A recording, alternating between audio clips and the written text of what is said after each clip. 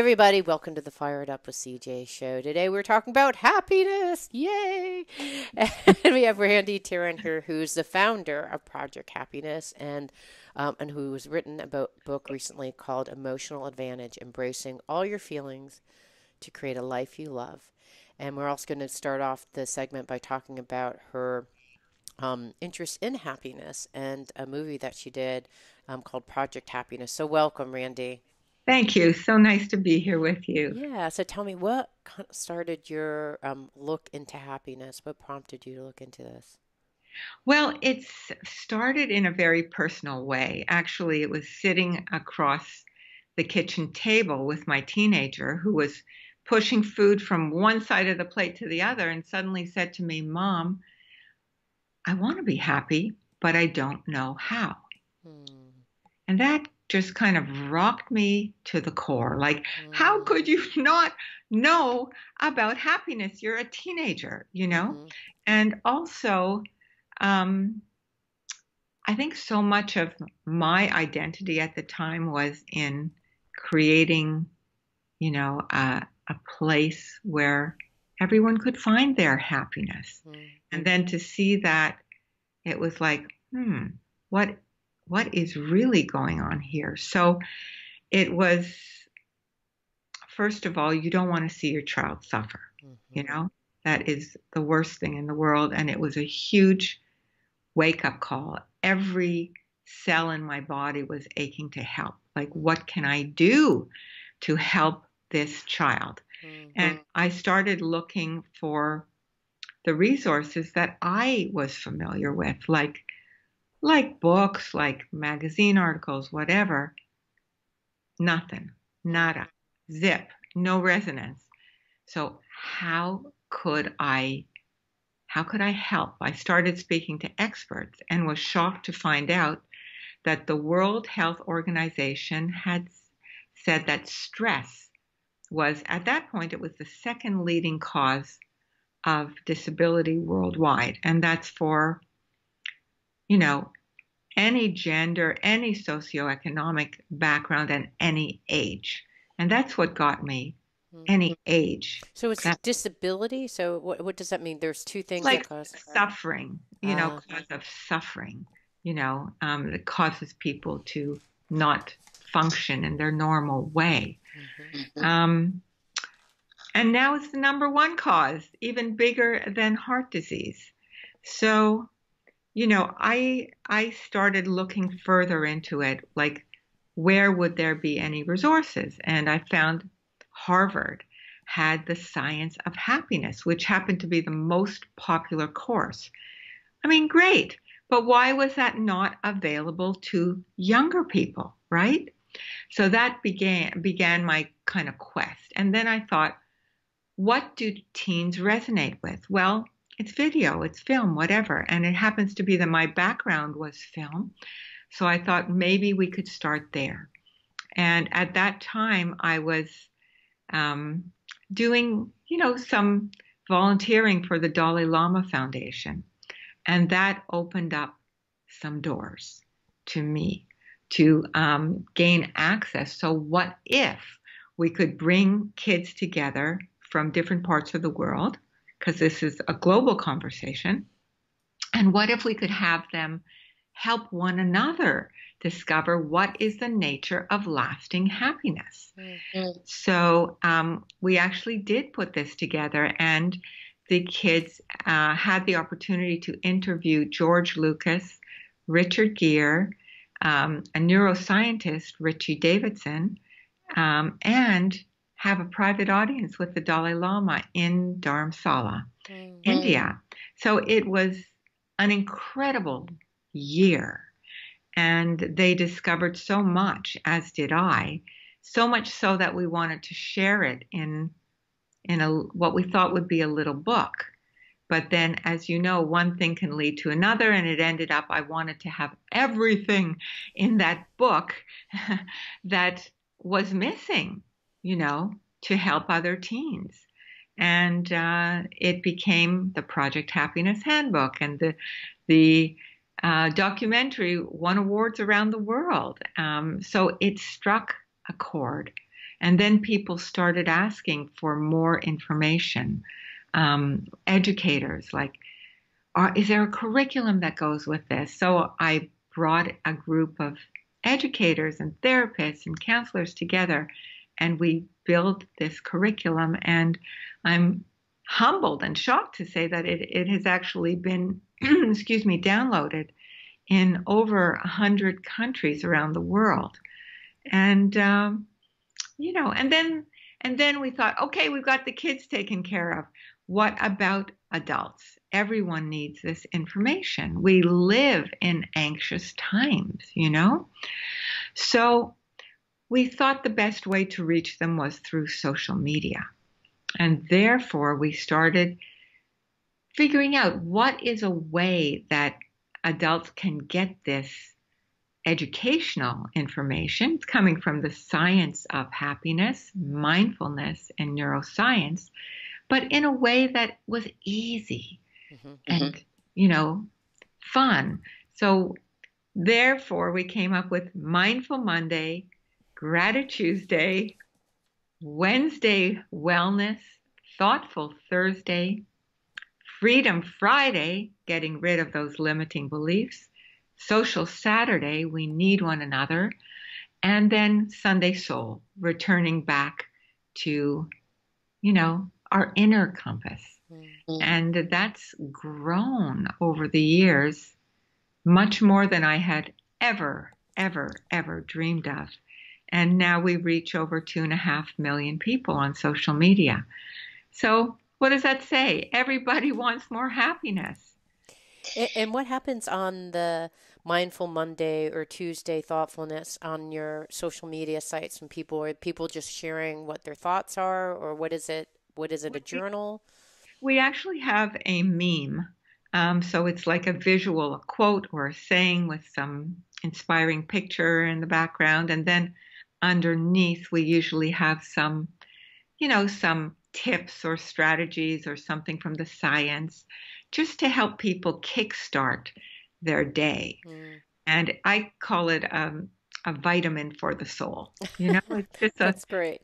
A little burst of, whether it's mindfulness or gratitude or, the habits of maintaining your maximum energy, setting boundaries, whatever it might be. Right. Okay. So it's there, so when I go onto your website, I know that there's going to be kind of a holistic diet of these vitamin-rich meals of different recipes on how to get there. Little snacks. Okay, little snacks that I can go to your website and tell us what those where we can find you on social media if folks want to participate. Sure. We're on Instagram and at Project Happiness Instagram.com/Project Happiness. Okay, we'll find. But if we type in Project Happiness, we should find you in any of these social media sites. Facebook. Okay. Facebook, yeah. Okay, we'll find you there.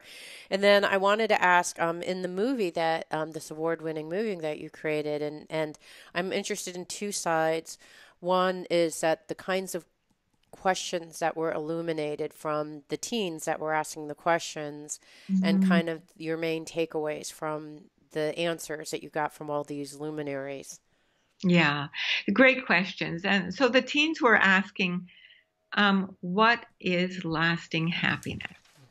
What is the nature of happiness itself? And when they came to India, the Americans especially were amazed to see that the kids, especially the kids that they were hanging out with, were from Tibet originally, and they came over as refugees.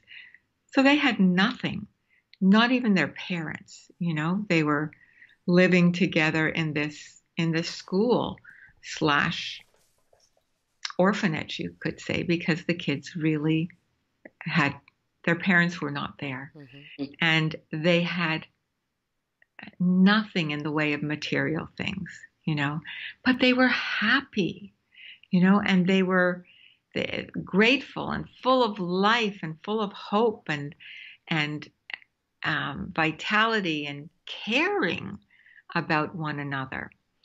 And they believe that happiness is our natural state and it comes from the inside. So that was a mind opener. Yeah. And So how did it change the American kids that were participating that, it's all about it comes from the outside and it's yeah, something that comes and go. I mean, it's literally almost the diametrically opposed, I would assume. yeah, no, no, no, absolutely, because we're trained here to, in this consumerist culture that, you know, if you don't get the new phone or whatever, the cool pair of sneakers, you're not going to be as happy. Hmm. And they just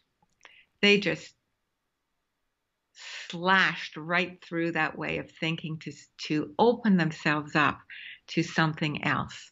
And it really, it changed them. It changed them. Hmm. And the Dalai Lama was, he's so funny. He has well, besides being such a presence that when we walked into that room, people were saying they dropped everything if they were angry or if they were nervous or they it just dissolved. And some people were crying for no reason, but their hearts were opening in that vibration. It was really something quite profound. And he has a laugh that is so contagious, you just can't help but get swept into it. So when the kids were asking, what is the nature of happiness? He was like, oh, I don't know. I don't know, In other words, he was turning it on them. Well, it's up to you to figure out what the Yes, happiness means for you internally. Interesting. I love that. What a profound answer. yes, yes. And done in such a way that it was like they were like, what is it? He said he doesn't know. How could that be? And then some of them were saying, yes, he knows. He was asking us to find it. Please give us textbook definition and That's tools right. that we can get there. And it's like, well, it's a self-exploration on what That's right. literally. He wrote a book on happiness. I said that I keep on repeating a story over and over again, but I think it's worth repeating. It was a book written by the Dalai Lama about happiness. And I thought, okay, what is it? And I read the first page and it said, what you should do is do things that make you happy. And I was like, okay, this is the best answer. I don't even have to read this book anymore. And I stopped reading it because it was like, there's your answer. Just That's do right. things that make you happy and building. That's maybe an external way of like figuring out what your internal joy is by experimenting and seeing what kinds of things make you Yeah, and happy. checking in with yourself, how your feeling sense of what makes you happy Hmm. versus from your mind or from an achievement. It's how you embody that, how you feel that in your own self. Hmm. That's the only determinant, really. So, are there any other kind of takeaways or ahas about that before we wrap up? Well, happiness has to do with connection. The Dalai Lama says we are social animals, you know, and by looking out for one another, by caring for one another, by having compassion for one another, we're all in this together. We're all in this human experience. One is not better than one another. Um, that opens our heart and that allows us to connect. And that's all we want. We all want to just connect to Hmm. ourselves, to one another, and to something greater. Yeah. Someone said it very simply to me the other day. I can't even remember where I read it, but it was saying basically all we want is to love and to be loved.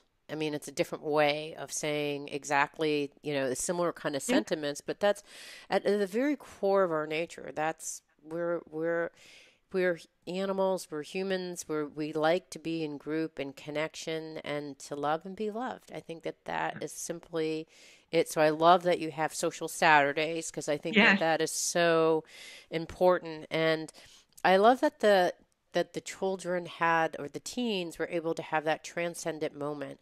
Because it's really, we could sit here and talk forever on this stuff, but it's that moment of happiness that you feel on the inside when you can actually experience it in your heart, that you Yeah. think, aha, there is something, but you have to feel it on deep on the inside, because otherwise you don't believe that it's possible, right? It's an experiential sense. I don't know. That's what I took away from your No, thing. I'm with you 100%. And I just want to add that the brain can change, with neuroplasticity.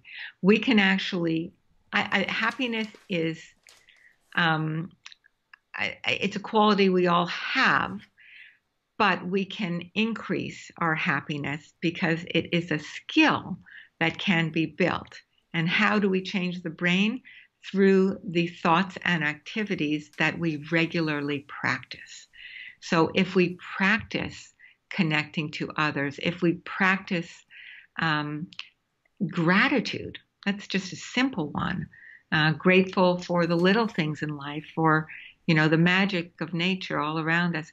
We see life through that lens, and come to it more often. And actually, we change the default setting in our brain so that we can become happier.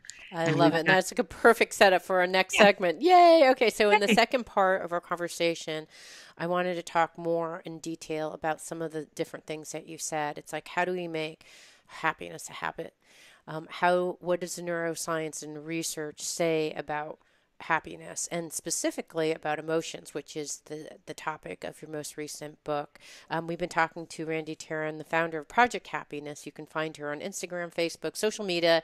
If you want to join the weekly Monday, Mindfulness Mondays, Freedom Fridays, Social Saturdays, and Sunday Soul. And I couldn't write down fast enough what happens on Tuesday and Wednesday, but you'll find it on the websites. Yeah. Thank you so much for being here. It means so much to me that you're listening to the show. I would love your support in any way by giving me comments below, or to subscribe to the show, or share the show with friends. Thank you again for your support. Love and blessings.